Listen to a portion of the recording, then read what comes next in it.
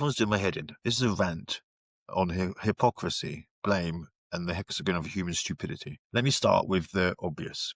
People are doing my bloody head in. Not in the someone stole my parking spot way, not in the cue jumpers at Greg's way, but in the deep grinding, soul eroding way where you realize society runs almost entirely on hypocrisy and denial. We live in a world full of hate, and the funny thing is, nobody thinks they're the angry one. It's always them. It's always the other guy.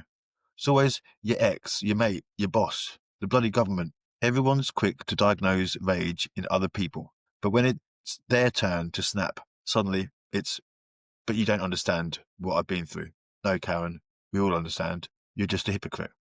See, everyone says one thing until something happens. Then what should happen doesn't happen. And what shouldn't happen suddenly becomes the new standard. Then they'll sit there, self-righteous as a vicar in a brothel, pointing fingers at somebody else for doing exactly what they themselves did last week. That's humanity in a nutshell. Shouting about how someone else shouldn't behave while behaving exactly the same way themselves, except with the smug sense that they're just justified. And the result?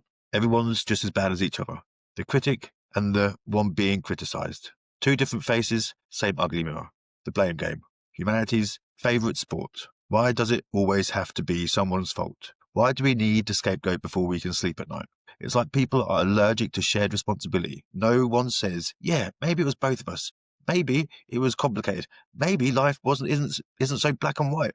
No, the script is always. It's all their fault. I did nothing wrong.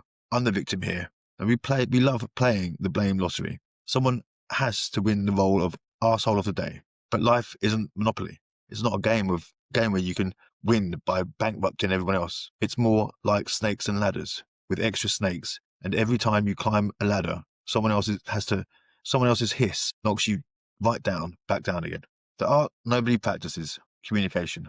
Here's the real kicker. Most of these disasters don't come from malice. They come from silence.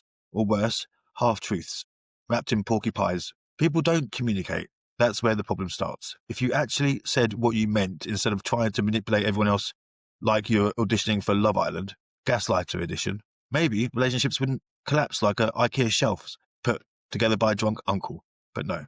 Instead of clarity, we get polygon of lies. Sometimes it's a triangle. Sometimes a hexagon. Sometimes a full-blown Rubik's Cube of deceit. Everyone's telling different stories to different people. To person A, oh, you're right, I totally agree with you. To person B, oh no, I never said that. I actually think it's the opposite. To person C, don't tell A and B I said this, but actually here's the real truth. By the time it's done, the truth is buried under so many contradictory statements, it's basically been waterboarded. And then, when it finally surfaces, everyone plays dumb. No, I never said that. You must have misheard me.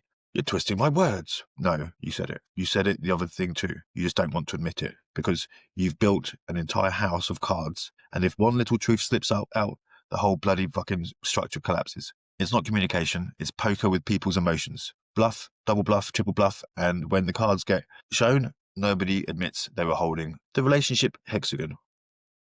Modern love's geometry lesson. Here's what happens in relationships, especially breakups, divorces, family disputes. You don't just get a he said, she said anymore. You get a he said, she said, their mate said, their mum said, social media said, the dog even bloody barked and had an opinion. It's not a love triangle, it's a rectangle, it's a relationship hexagon. 6 corners, each one sharp enough to stab you. And in the middle of all of it, pies, porky pies, contradictions. Everyone's playing 2 characters. The victim in the story, the villain in another. Nobody keeps their script consistent. It's like watching a soap opera where every actor keeps forgetting their lines and improvises with lies. Divorce opinions, armchair judges everywhere. And don't even get me started on the peanut gallery. Everyone's got an opinion about how someone else should behave during a divorce or breakup. Everyone becomes an armchair judge. You should just walk away. You need to fight harder. Think of the kids. No, think of yourself. They all know exactly what you should do. Meanwhile, if their own relationship fell apart, they'd burn the house down, steal the dog, slash the tyres, then go on Facebook Live and say, I'm just trying to take the high road. The hypocrisy is laughable. People love to act like they're like the Dalai Lama in your drama, but if it were theirs, they'd be the banshee with Wi-Fi. Hypocrisy, humanity's default setting. That's the bit that really cooks my brain. People can't see where the hypocrisy lies. double standards, two-tier system.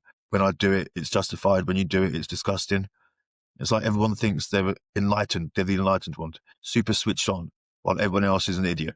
It's arrogance dressed up as insight. Stoics said we should focus only on what we can control, our own thoughts, our own actions. But modern life seems to be focusing on entirely what other people should control. Everyone's busy trying to fix others while falling apart themselves. And honestly, it's a fucking headache dealing with it. Here's the truth. Life is pain, but suffering comes from expectation. And people expect everyone else to play fair while they cheat at the game. They expect honesty while they lie. They expect loyalty while they betray. They expect understanding while they scream. Seneca once said, "We suffer more in imagination than in reality." He clearly never went through a custody battle. Marcus Aurelius said, "The best revenge is not to be like your enemy." Try telling that to someone mid-divorce, but here's where I land. Maybe we've all just lost the plot. Maybe the only sane thing left to do is laugh at the absurdity, because life is absurd. We're all contradictions wrapped up in porky pies, pretending to be the hero of one story while acting like the villain in someone else's. So yeah, everyone's doing my head in. And maybe I'm doing my own head in too, by expecting better from people. But I'll finish where I started. All I know is that it's a fucking headache dealing with all of it.